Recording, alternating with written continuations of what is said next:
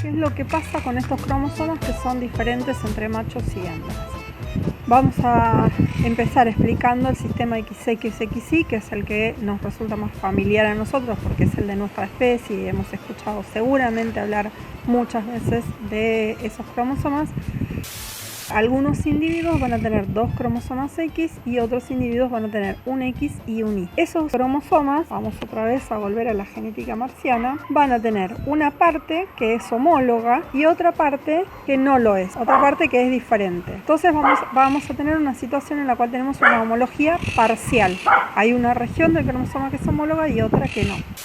Para el sistema XXXY, el macho tiene en esta parte, ¿sí? En esa parte que es diferencial, un gen que se llama SRY en nuestra especie y que es el que va a determinar, le va a indicar al feto cuando se está desarrollando que tiene que seguir la vía masculina de diferenciación. Mientras que los individuos que no tienen ese gen SRY se van a desarrollar como hembras. El cromosoma Y del macho, como ustedes ven, puede tener una región más pequeña, es más chico, ¿sí?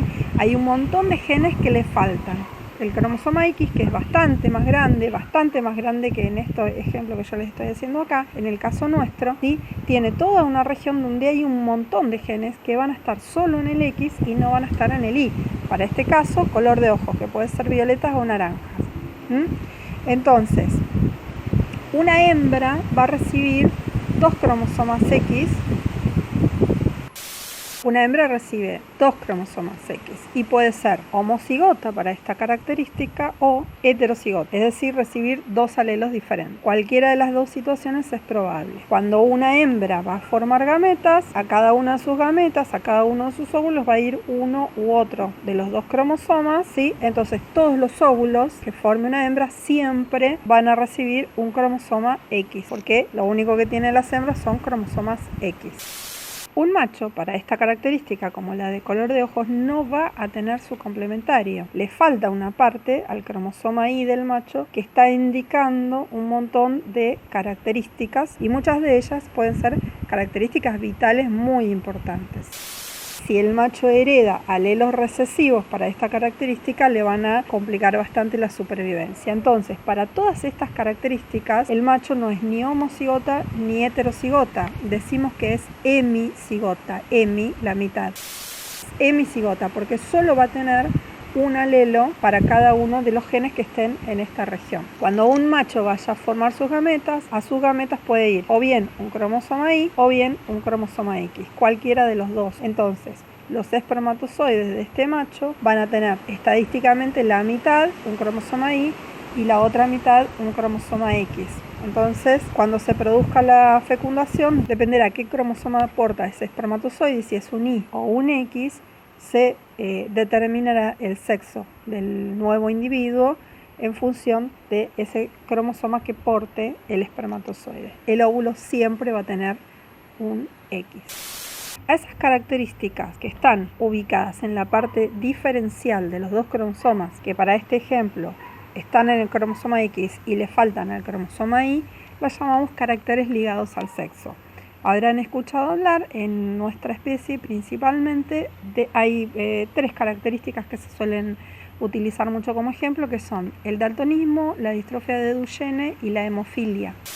El daltonismo es la más inocua de las 3 condiciones. Vamos a encontrar muchísimos varones daltónicos en la población. Sorprende cuando uno se pone a prestar atención la cantidad de varones daltónicos que hay. Y es muy raro encontrar mujeres daltónicas. En un varón, siempre que reciba un cromosoma X con el alelo de daltonismo va a ser daltónico. Siempre se expresa la condición, porque no hay una contrapartida, no hay otro alelo aquí que le haga contrapeso. En cambio, en una hembra o en una mujer, para que se exprese la característica, tiene que haber una situación de homocigosis, ¿sí? Porque el alelo ese es recesivo. Entonces, el daltonismo se va a expresar solamente cuando la mujer recibió 2 cromosomas con esa característica, lo cual en el daltonismo a veces se da, ocurre, hay mujeres daltónicas, es muy raro, es muy improbable, porque para que esto ocurra tendría que haber una descendencia de un varón daltónico con una mujer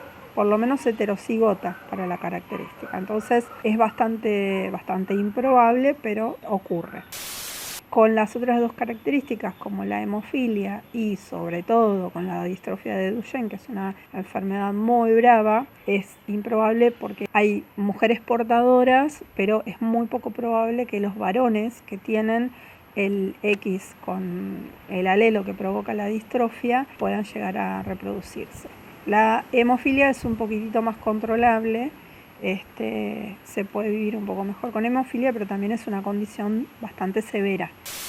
Las hembras son homogaméticas. Esto significa que tienen dos cromosomas homólogos, es decir, que pueden tener distintos alelos, pero son iguales en cuanto a su composición de genes, cómo están ubicados, cuántos tienen y en qué direcciones, en qué locus está cada uno de esos genes. Entonces, cuando estas hembras van a formar sus gametas, a sus gametas irá un X o el otro. Cualquiera de los dos puede ir, pero todos los óvulos de estas hembras van a recibir un cromosoma X.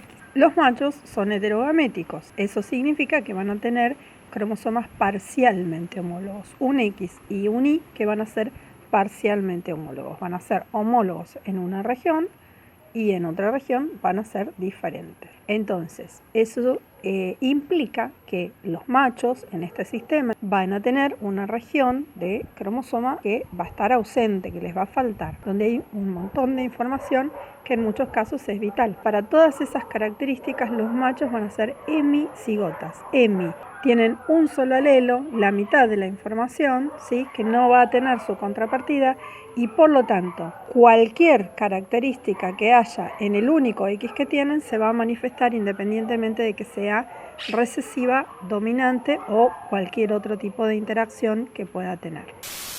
Cuando un macho forma gametas, a cada uno de sus espermatozoides irá uno u otro de este par sexual. Puede ir un X o puede ir un Y. Los espermatozoides sí pueden ser diferentes respecto de su composición en el par sexual y pueden tener distintos cromosomas, o el X o el Y. Dependiendo de cuál de los dos sea el que porte un espermatozoide que es parte de un evento de fecundación, entonces eso va a determinar el sexo del nuevo individuo. Si el espermatozoide tenía un Y, el nuevo individuo va a ser un macho, y si el espermatozoide tenía un cromosoma X, el nuevo individuo va a ser una hembra. ¿Hay otros sistemas genéticos de determinación del sexo? Sí. Hay otros sistemas genéticos, aparte de este que es el que nos resulta familiar a nosotros, que es el XXXY, hay otros sistemas. Hay un montón, hay una gran diversidad respecto de sistemas. Hay algunos casos donde se pueden heredar distintas cantidades de X e Y, y las cantidades relativas son las que van a determinar el sexo del individuo. Las langostas, por ejemplo, tienen un sistema que se llama XXX0, donde lo que ocurre es que los machos, en vez de tener un cromosoma Y, tienen ausencia del cromosoma. Entonces, la señal que indica si se van a desarrollar como machos o como hembras es la dosis de cromosomas X que tienen. Si tienen dos cromosomas X, se desarrollan como hembras, y si tienen solo un cromosoma X, se desarrollan como macho. Y no hay un equivalente al gen SRY que esté indicando que ese individuo se tiene que desarrollar como macho. Después tenemos otro sistema que lo conocemos como ZZZW. Es muy parecido al caso del XXXY.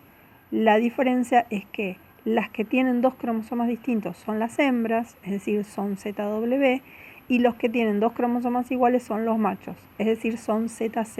En estos casos, en los casos de las aves o las mariposas que tienen este sistema, las hembras van a ser las que manifiesten las condiciones ligadas al sexo, y los machos son los que van a requerir tener esas características en homocigosis para que se manifiesten. Hay un sistema que es el ZZZ0, que es un equivalente a lo que les explicaba en las langostas, pero las que van a ser Z0 son las hembras. Los individuos que tienen dos cromosomas iguales, o sea, los XX o los ZZ, los llamamos homogaméticos, sexo homogamético, reciben dos cromosomas iguales, mientras que los que tienen dos cromosomas distintos, XY o ZW, los llamamos heterogaméticos. En el sistema XXXY, las hembras son homogaméticas, los machos son heterogaméticos. En el sistema ZZ-ZW, las hembras son heterogaméticas y los machos son homogaméticos.